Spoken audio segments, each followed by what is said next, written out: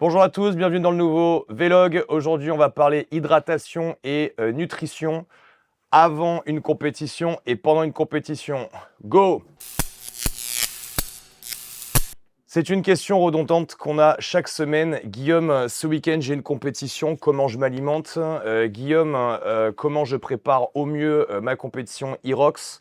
Qu'est-ce que je fais pendant? Qu'est-ce que je fais avant? Alors, on va prendre les choses dans l'ordre.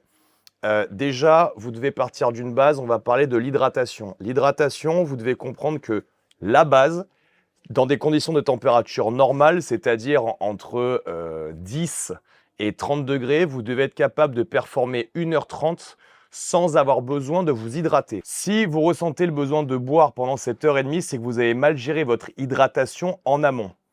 Forcément, la plupart des gens ne boivent pas au cours de la journée et quand ils commencent à se mettre en activité physique, les systèmes se mettent en marche et là, on ressent le fait qu'on est déshydraté. Mais la bonne stratégie, c'est de boire toute la journée et vous verrez que si vous prenez cette bonne habitude, vous pouvez bel et bien tenir 1h30 sans boire. Très souvent, le débutant ou la personne déshydratée dans sa journée se jette au bout de quelques répétitions sur sa bouteille d'eau.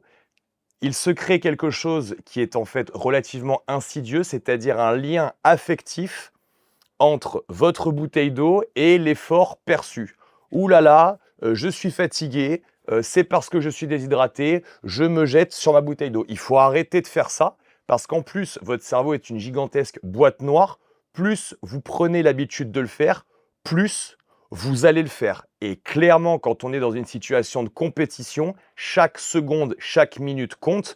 Je prends l'exemple d'une compétition Irox. Vous avez 8 ateliers, 8 passages dans la work zone avec un ravito. Si à chaque fois vous vous arrêtez pour boire pendant 30 secondes, vous avez perdu 4 minutes sur votre circuit, ce qui est gigantesque. 4 minutes dans un classement Irox, c'est vraiment absolument gigantesque, alors que je répète, vous êtes capable théoriquement de faire un Irox sans boire une goutte d'eau. Dans le cadre de la compétition de CrossFit, là encore une fois, on est sur des exercices extrêmement intensifs, des WOD qui vont durer entre 5 et 20 minutes, mais bien que l'intensité soit beaucoup plus élevée dans la compétition type CrossFit, là encore une fois, on est sur des délais qui sont beaucoup plus courts. Donc, que vous ayez besoin de vous hydrater entre les WOD, c'est bien évidemment logique, mais encore une fois, vous devez être capable de tenir 20 minutes à très grosse intensité sans vous jeter sur votre bouteille d'eau. Comprenez bien que même physiologiquement, ça n'a pas vraiment de sens, puisque cette eau que vous allez boire va atterrir dans votre tube digestif qui n'aura pas les apports de sang nécessaires pour traiter la demande en eau, puisqu'en fait, ce sang sera dédié au travail musculaire et à envoyer un maximum de réserves énergétiques dans vos muscles. Donc, c'est complètement idiot d'aller surcharger votre tube digestif avec de l'eau, eau qui, je répète, n'est pas nécessaire si vous avez fait le travail d'hydratation en amont. Anecdote, j'ai vu lors de ma participation à l'Irox de Bordeaux des gens qui ont carrément fait leur Irox avec un camelback. Je ne sais pas dans quel délire on est, je ne sais pas à quel moment ces gens ont été coachés ou alors s'entraînent solo.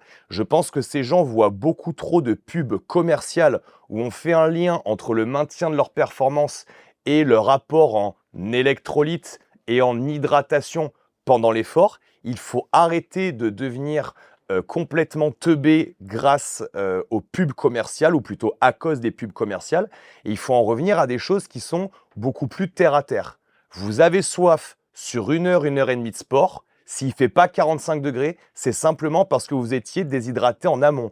Vous surchargez d'un camelback pour courir 8 fois une borne et faire quelques exercices entre, je suis désolé, mais c'est non seulement idiot et en plus complètement contre-productif, que ça soit en termes de temps, en termes de charge additionnelle ou simplement de système digestif. Maintenant qu'on a compris ça, on va parler de l'alimentation. L'alimentation, encore une fois, c'est quelque chose à gérer en amont. On peut, les jours précédant la compétition, en général 96 à 72 heures, faire exprès d'augmenter ses réserves de glycogène hépatique et musculaire en augmentant sa consommation de glucides complexes. Pour les ingénieurs d'Instagram, oui, il n'existe pas de glucides complexes et de glucides rapides. Fermez-la. Je répète, on est là pour vulgariser. Si vous voulez avoir des débats complètement inutiles, je vous invite à voter Pourquoi? Il y a les élections européennes dans pas longtemps, vous pourrez vous en donner à cœur joie. Je reprends ce que j'étais en train d'expliquer. Augmentez vos réserves de glycogène hépatique et musculaire en augmentant la consommation de glucides à indice glycémique bas, glucides le plus complexe possible, les 3 à 4 jours précédant l'épreuve.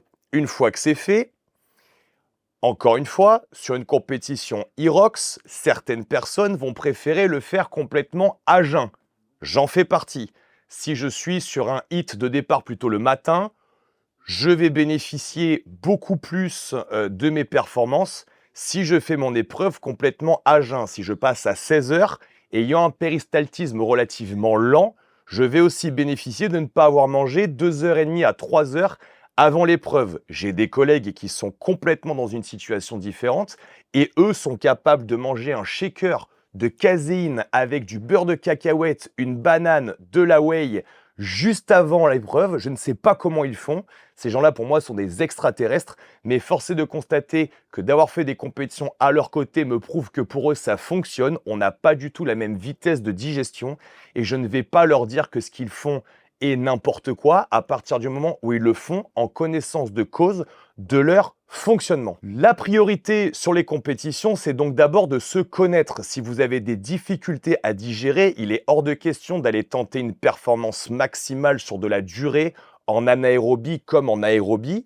Avec le tube digestif archi plein, ça va forcément mal se passer. Vous allez avoir des relents vers le haut, vous risquez d'avoir des problèmes de choses qui partent vers le bas et c'est vraiment pas le moment que ça vous arrive. Donc en amont, essayez de gérer vous et de comprendre quel est le temps de digestion qui vous va le mieux avant de faire un effort aérobie et anaérobie maximal. Encore une fois, là, on se rapproche beaucoup plus de la connaissance de vous-même.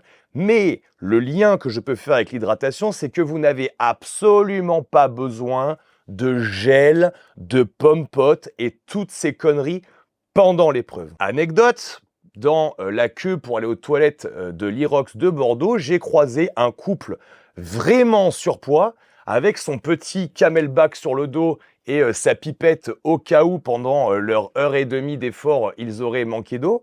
Et donc la femme dit à son mari, chérie, est-ce que tu veux quelques gels ou quelques pommes-potes pour pas avoir de baisse d'énergie pendant l'épreuve? C'est une blague. Déjà, vous êtes en surpoids, messieurs, dames. À quel moment ou qui vous a expliqué que vous n'aviez pas les réserves de glycogène hépatique et musculaire pour maintenir l'effort sans apport externe de glucides? Je ne comprends pas. Le seul truc que vous allez gagner en vous envoyant des shots de gel ou de pommes-potes glucides extrêmement rapides pendant un effort, vous allez envoyer ça donc au niveau de votre tube digestif. Vous allez faire une montée gigantesque de glycémie, ce qui va devoir nécessiter que votre foie appelle du sang qui est censé être à ce moment-là dans vos muscles et dans la circulation générale. Donc enlever du muscle à la circulation générale pour traiter cette augmentation de la glycémie de votre sang. Et le seul truc que vous allez gagner derrière, c'est faire sûrement une hypoglycémie réactionnelle. C'est complètement idiot, ça n'a aucun sens et j'espère que c'est parce que vous avez été lobotomisé par les idiots et les ingénieurs d'Instagram qui vous expliquent que l'apport de glucides intra-workout est extrêmement important pour votre performance. J'avais la discussion il y a quelque temps avec un ami nutritionniste. Je ne comprends pas comment on peut continuer à dire des débilités comme ça. Des gens qui me maintiennent que pour performer, il faut s'envoyer des glucides et des électrolytes à l'intérieur de son entraînement. Je répète, si demain vous faites une course de 43 km, je peux comprendre que vous ayez besoin de cet apport-là. Encore une fois, pour un Irox ou un WOD de CrossFit, c'est complètement idiot, à part surcharger un système digestif qui est déjà en train de traiter toutes les toxines dues à l'intensité que vous êtes en train de produire. C'est complètement contre-productif. Rappel, vos ancêtres, comme je l'ai dit sur les dernières vidéos, ont violé, pillé, torturé, chassé. Ils ont fait des game plans pour aller éclater des mammouths dans certaines collines. Ils ont marché avec une lance 50 km derrière une gazelle jusqu'à ce qu'elle soit épuisée. Et vous, en 2024, vous êtes arrivé à un niveau de fragilité émotionnelle où vous ne pouvez pas faire 8 bornes avec 8 exercices qui vont durer même pas 4 minutes sans avoir votre pipette de pommes-potes et votre tuyau de camelback. Il faut arrêter de rentrer dans ce niveau de fragilité. Il faut arrêter de reporter sa peur de ne pas performer sur une potentielle mauvaise hydratation et une potentielle baisse de ses réserves de glycogène. Et il va falloir apprendre à s'entraîner intelligemment, faire les choses en amont pour être capable de laisser son tube digestif tranquille au cours de l'épreuve. En conclusion, le meilleur moyen de performer sur un Hyrox ou une compétition de CrossFit, c'est déjà d'avoir des bonnes habitudes alimentaires et hydratationnelles, si vous me permettez le mot, tout au long de votre entraînement, tout au long de votre vie. Il n'est pas normal que sur 1 heure et demie d'entraînement, vous ayez la pâteuse au niveau de la bouche parce qu'en fait, vous êtes simplement déshydraté de votre mauvaise hydratation journalière. Il n'est pas normal que vous ayez des baisses de régime dû à un manque d'énergie sur des efforts qui durent 1 heure et demie, ça c'est simplement que vous n'avez pas les réserves de glycogène hépatique et musculaire parce que vous mangez des choses qui sont beaucoup trop transformées, des glucides qui sont beaucoup trop rapides ou simplement pas assez de glucides en dehors de votre entraînement. Donc pour performer dans une compétition, il y a déjà de très bonnes habitudes à mettre en place en dehors de la compétition. Quand je suis sur un Hyrox, eh bien tout dépend de l'heure à laquelle je vais passer. Encore une fois, si je suis le matin et si j'ai un péristaltisme relativement lent, je vais bénéficier de mes capacités maximales si je le fais à jeun.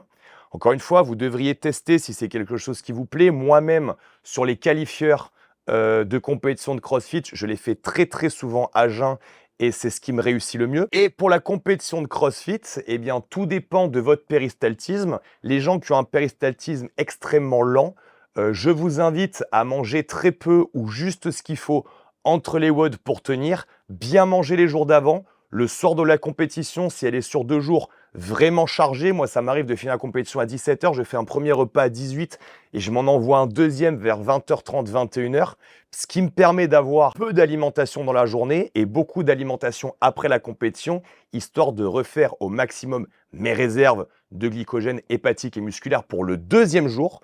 Mais clairement, si vous avez un péristaltisme lent, limitez les apports d'alimentation solide et durs à digérer pour vous entre les WOD et cherchez à manger le plus de quantité une fois que les épreuves sont finies. Si vous êtes par contre une personne qui a des capacités à digérer très vite, alors dans ce cas-là, vous avez carte blanche. Tant que ça ne vous pénalise pas pendant l'épreuve, allez-y franco. Si vous avez des difficultés à gérer votre alimentation au long cours ainsi que votre hydratation, je vous invite à me rejoindre en coaching alimentaire. Et sinon, comme d'habitude, arrêtez de faire en sorte que les bébés animaux meurent parce que vous regardez ce contenu que vous trouvez tous incroyables, mais vous refusez de commenter, liker et partager parce que tu comprends, what, c'est pas bankable. Change d'attitude, sauve des animaux. Bye bye.